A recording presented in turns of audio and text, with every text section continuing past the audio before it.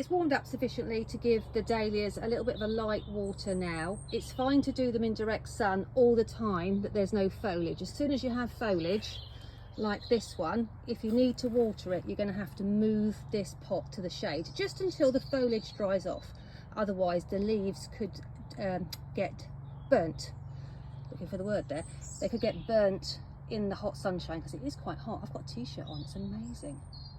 In the greenhouse, I need to do some watering, and I'm watering from underneath. I've managed to find a little shady spot. I've got a tray of water here, so I can water the melope and the phlox and more melope from underneath so that the foliage doesn't get wet. And then they can go straight back on the shelf where they came from, and the next 4 can go in and have a swim.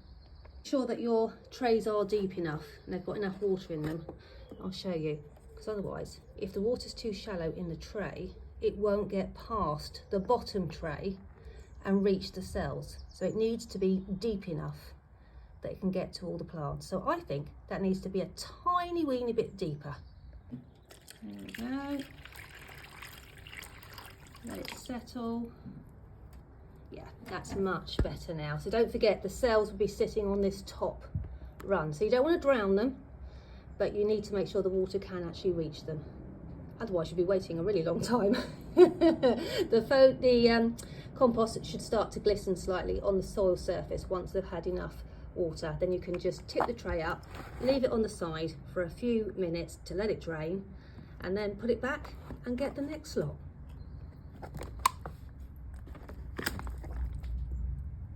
My heated bench now, it is in direct blazing sunshine, and some of these trays do need a little bit of water. So until they get their turn, what I'm going to do is I'm just going to leave the horticultural fleece like shade cloth over the trays so they don't dry out anymore before I get a chance to get to them. But the light, you can see through there, the light is getting through to the plants, so they'll be fine underneath it. So if you've got a really exposed greenhouse, little zippy, either move it or just put a bit of shade cloth over the very top. What a lovely, lovely day it was, and it looks like we're going to have a great Easter weekend getting all the planting done. I've just fed with tomato food because they're flowering now, so I've just fed the ranunculus, and then I've just gone over them with the water with the hose, just because it's so dry it's very hot and very dry in the polytunnel.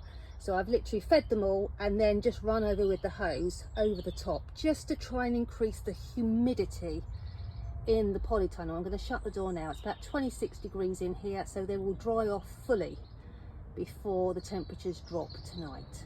I thought you might like a little look of the greenhouse. So I've taken all the covers off of the seedlings. They can bask in this gentle evening sunlight. There's all my plants out there for planting out. They've been hardening off for about a month, so they are ready to go out.